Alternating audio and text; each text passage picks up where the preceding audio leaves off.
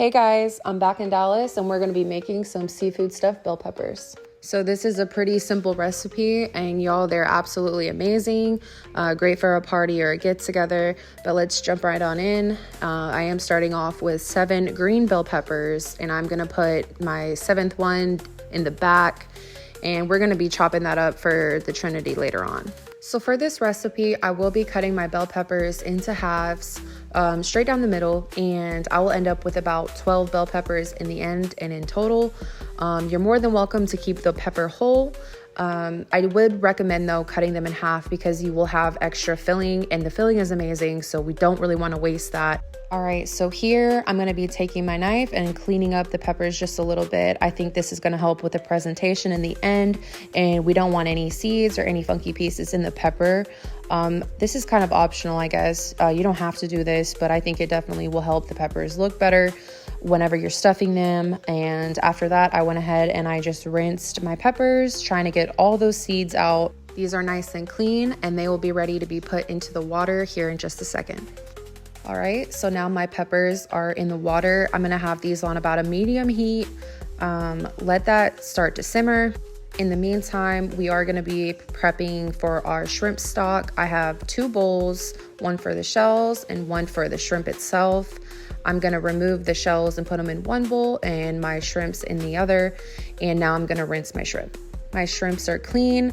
I'm gonna mince up all my shrimp. I want it pretty small, but y'all, this is kind of a preference thing, but let's get into the stock. All right, so the first thing that I'm gonna be adding is a no salt Cajun seasoning.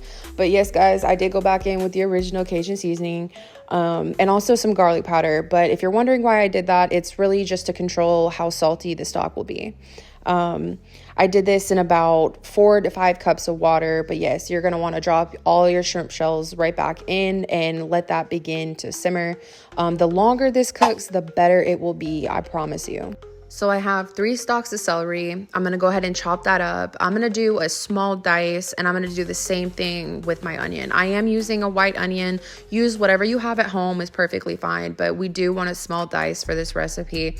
And then we're also going to be cutting up that 7th bell pepper that we had saved earlier on. But now our Trinity is ready to go. So to start the filling, I'm going to be using 2 pounds of ground beef. I'm using an 80-20 blend. I will say you could probably get away with using 1 pound of ground beef if you wanted to go heavier on the seafood. All right, so for my seasonings, I'm using the Cajun seasoning, garlic powder, onion powder, cayenne pepper, and black pepper.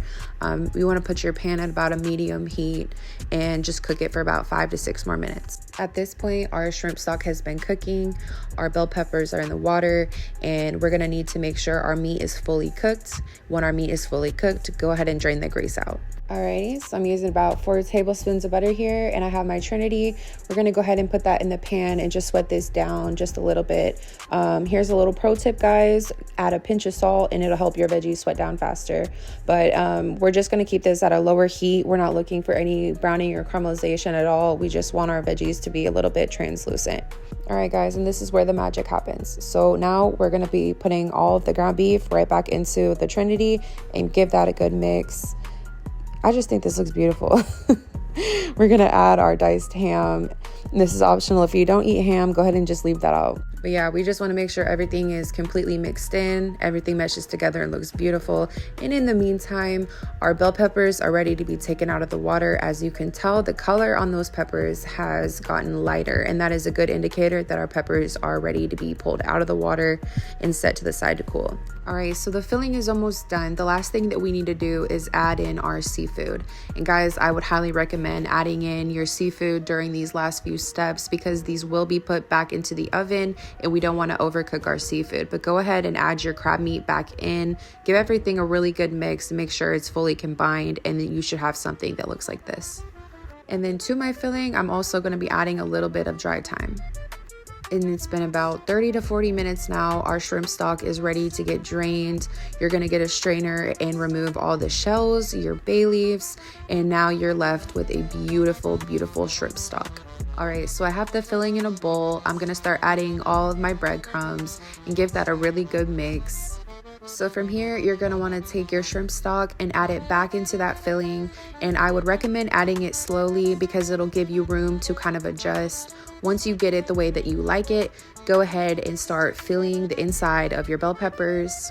And when you're filling them, make sure you fill them pretty full. All right, so as you can see, I have filled all of my peppers, and I really made sure it was kind of heaping over the top because we want to have them where you can kind of dig in them. Okay, so this next step is optional, but I am going to be adding it to mine. I'm taking just a little bit of the plain breadcrumbs and I'm adding it to the tops of my peppers. I'm pretty much just doing this for like texture purposes because obviously the inside will be softer. But go ahead and set your oven to 325 degrees and you'll be cooking these for about 20 to 25 minutes just until we see a beautiful golden brown color, just like this. Mind you, everything is fully cooked and they're pretty much ready to go. Alrighty y'all, so this is our final product. I would let these cool for about 5 minutes before serving them. The inside will be extremely hot, but if you're interested in the full recipe, go ahead and send me a DM, and I hope you guys enjoy.